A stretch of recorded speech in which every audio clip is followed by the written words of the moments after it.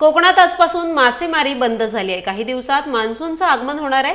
या पार्श्वभूमीवर या काळात समुद्र खवळलेला असतो, तसेच याच काळात मत्स्य प्रजोत्पादन होत असतं।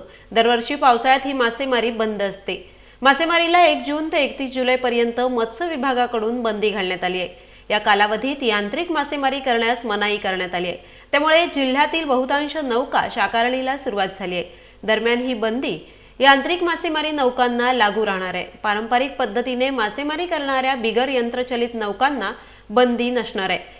याच कालावधीत मासेमारी नौकांच्या डागडुजीच्या कामाला सुरुवात होते। त्यामुळे आजपासून 61 दिवस यांत्रिकी बोटींची मासेमारी बंद असणार आहे। बंदी काळात जर कोणी आपली बोट खोल समुद्रात नेली आणि कुठलीही दुर्घटना घडली तर त्यास प्रशासन जबाबदार राहणार नाही, अशी सक्त सूचना मत्स्य विभागाकडून देण्यात आली आहे। या काळात बिगर यांत्रिकी म्हणजेच पारंपरिक मासेमारी ही सुरूच असणार आहे।